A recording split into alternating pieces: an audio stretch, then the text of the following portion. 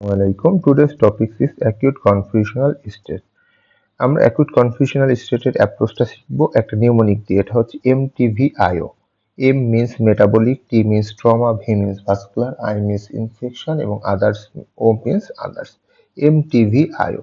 M means metabolic. Metabolic এর ভিতরে কি কি আছে? যদি ডায়াবেটিক পেশেন্ট হয় তার হাইপোগ্লাইসেমিয়া, ডিকে অথবা এইচএসএস আসবে।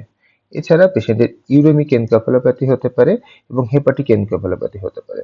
ইলেকট্রোলাইট ইমব্যালেন্স এটা মেটাবলিকের ভিতরে আসবে। এর ভিতরে আছে হাইপোনাট্রিমিয়া এবং হাইপার ক্যালসিমিয়া। এছাড়া হাইপোথাইরয়েডিজম এবং হাইপোথার্মিয়াও মেটাবলিক কজের ভিতরে অন্তর্গত।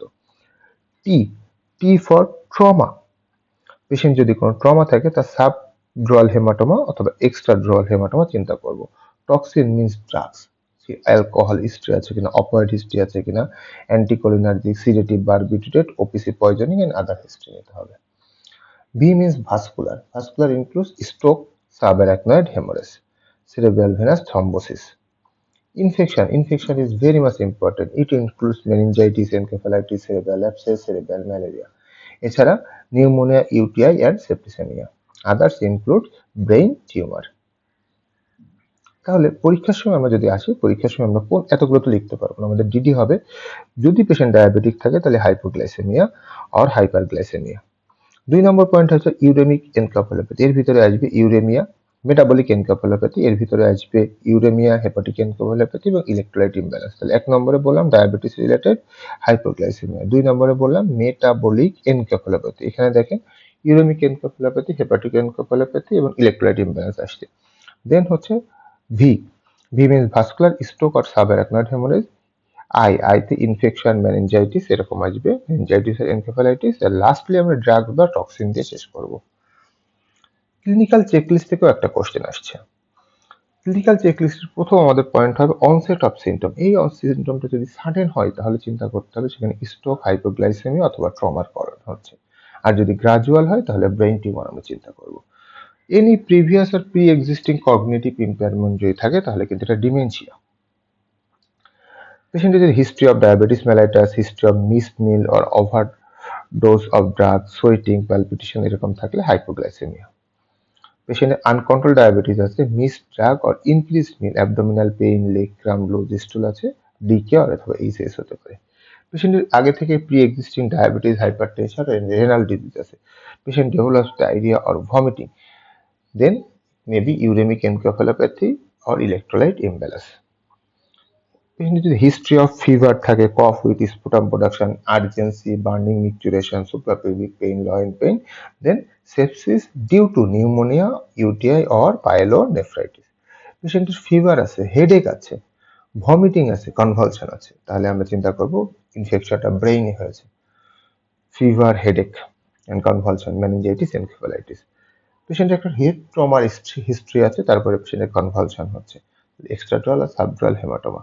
পেশেন্টের high grade fever, dark urine, jaundice, travelling to endemic zone, cerebral malaria should come into our mind.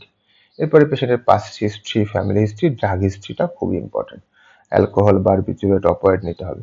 এক্সামিনেশনে পেশেন্টের পালস দেখবো, ট্যাকিকার্ডিয়া যদি থাকে তাহলে হাইপোগ্লাইসেমিয়া থাকতে পারে, আর যদি ব্রাডিকার্ডিয়া থাকে তাহলে রেইজড আইসিপি। ব্লাড প্রেশার যদি বেশি থাকে তাহলে রেইজড আইসিপি, আর হাইপোটেনশন থাকলে শক। টেম্পারেচার যদি হাই থাকে তাহলে ইউটিআই, নিউমোনিয়া, মেনিনজাইটিস হতে পারে, আর কম থাকলে পেশেন্ট শকে আছে। রেসপিরেটরি রেট মেটাবলিক কজে বেশি থাকে। পেট সাইড প্রোটিন, গ্লুকোজ এবং কিটোন বডি দেখতে হবে।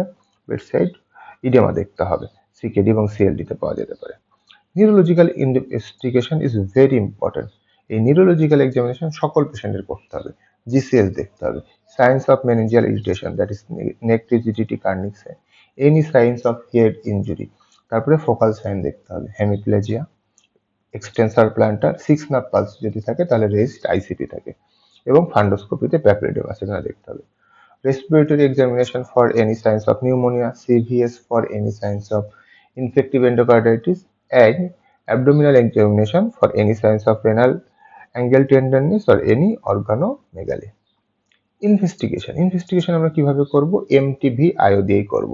প্রথমে হচ্ছে M, that is metabolic, blood glucose, urine for ketone body, serum electrolyte, creatinine, urea এবং ক্যালসিয়াম দেখব। T for trauma or toxin, এই জন্য আমরা সিটি স্ক্যান অথবা এমআরআই করতে পারি। V V means vascular, vascular ওই সিটি স্ক্যান এমআরআইতেই চলে আসবে। I means infection, skin is very important. CBC, CRP, blood culture, procalcitonin, urinary CS, chest X-ray, serum lactate. যে দুটো ভুলে যাব সেটা হচ্ছে আইসিটি ফর ম্যালেরিয়া এবং সিএসএফ, এটা কিন্তু মনে রাখতে হবে। আদারের ভিতরে কি আছে, লিভার ফাংশন টেস্ট, এবিজি এবং প্যারাথাইরয়েড হরমোন করো যদি হাইপার ক্যালসিমিয়া থাকে। ম্যানেজমেন্ট কি, এটা মেডিকেল ইমার্জেন্সি, এবিসি রিসাসিটেশন করতে হবে, rapid assessment by short history and short examination and relevant first line investigation. Then general management এবং specific management according to cause. Main জিনিস আমরা মনে রাখলাম কি, এমটিভি আইও, এমটিভি আইও দিয়ে আমরা মনে রাখলাম। This is all for today. Thank you.